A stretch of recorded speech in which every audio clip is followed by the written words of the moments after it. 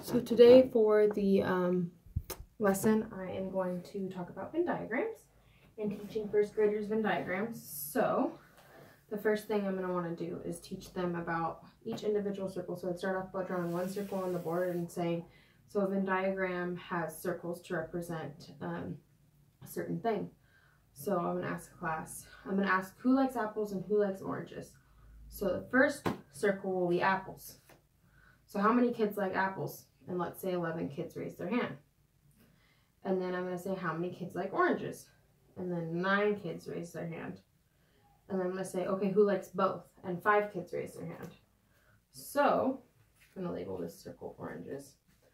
So then I draw the second circle and go over the oranges and explain that the middle part where they connect and draw a line so they can see it is the kids that like both. So we're going to put the kids that like both first. So it's 5. 1, 2, 3, 4, 5. So 5 kids like both. And then I'm going to say, well, 11 kids said they liked apples, but we have to count up from the middle to get the right number. So 1, 2, 3, 4, 5, and then we're going to count up to 11. So everyone count with me. 6, 7, 8, 9, 10, 11. So 11 kids liked apples. Same things for the oranges. So 9 of you said you liked oranges, but 5 of you like both. So we're going to have to count up and just look at the circle on this side and count up. So 1, 2, 3, 4, 5, and everybody count with me. 6, 7, 8, 9. So in the end, 5 kids liked both. And how many kids just like the apples? Apples only. 1, 2, 3, 4, 5, 6. 6. How many kids just liked oranges? 1, 2, 3, 4. 4. And then 5 kids liked the apples, both of the apples and the oranges. So 5. So that is how you do it.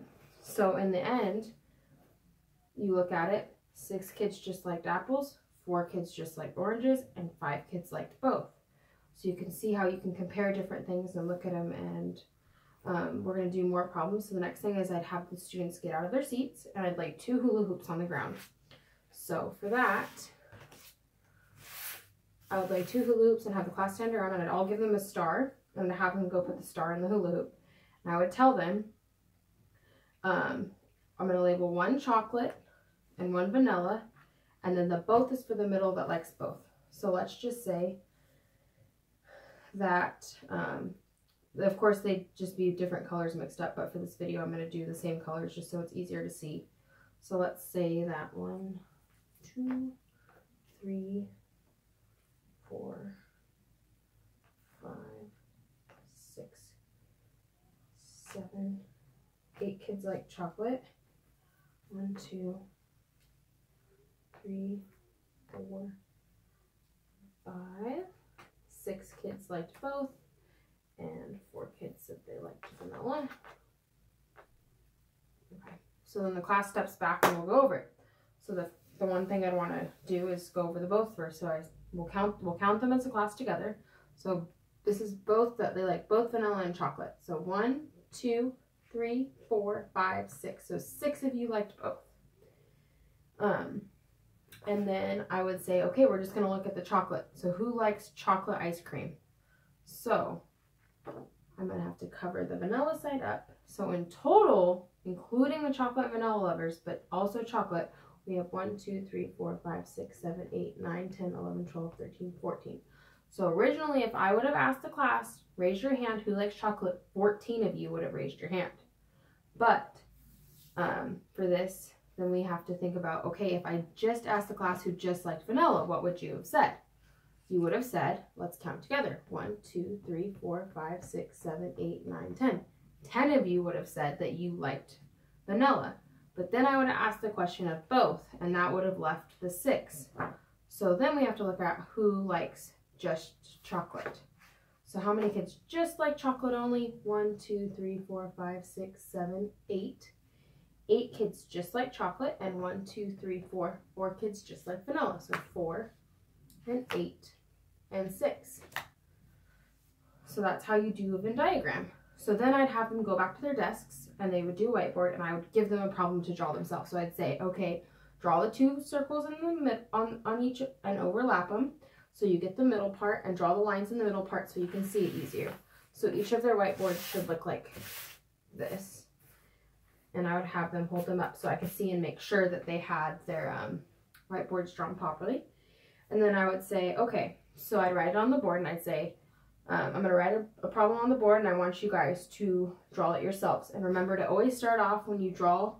You can do circles, you can do stars, you can do squares, whatever you do to want to represent the each dot or each number for your thing, but always start off with the middle, the both part. So I'm going to say, I asked kids in my neighborhood who plays basketball or football or both. And I'm going to say that the kids that said they played basketball was, there was 8 kids that said they played basketball. And then there was 10 kids that said they played football. And then how many kids said they played both sports? So I'm going to say that 3 kids said they played both sports. So for this, I'm going to say, okay, go ahead and draw it. And then what you should expect to see is all the kids like this should have 3 in the middle for both. So they should start off with this and do the both. And then I said that 8 kids said that they play basketball.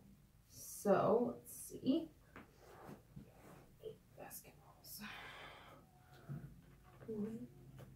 So we had to count up. So 1, 2, 3, 4, 5, 6, 7, 8. So then they would go to the football side, and I said 10 kids played football.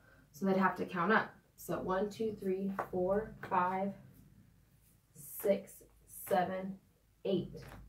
So then I'd go over it with them as a class after they were all done. I'd go around as they were doing this and help them and answer any questions, because it was kind of confusing to start with the middle and count up and look at each side. So I'd want to make sure they were understanding it. And I'd do a few of these with them and give them different examples and different problems to work through. But so then I'd go up to the board and say, okay, so I said that 3 played both. So we want to start off with that. So we're going to draw 3 in the middle. And then you're just going to look at the basketball side. And I said that 8 played both. So then we're going to want to cover this up like that. Not like that, sorry. Like that. And then we're going to look at it and say, okay, let's count up and make sure that there's 8 just in the circle. 1, 2, 3, 4, 5, 6, 7, 8. So there's 8. So that's right. And then we're going to want to cover this up. 10 kids said they played football. So 1, 2, 3, 4, 5, 6, 7, 8. I messed up. 8. Oh, here's the other 2, sorry. 9, 10. So then we're going to count them just the people who play basketball only. 1, 2, 3, 4, 5. So 5 just play basketball only. So then we're going to want to label the 5. And then there's 3 that play both. So we'd want to label that as well. So then we'll put the 3 down here.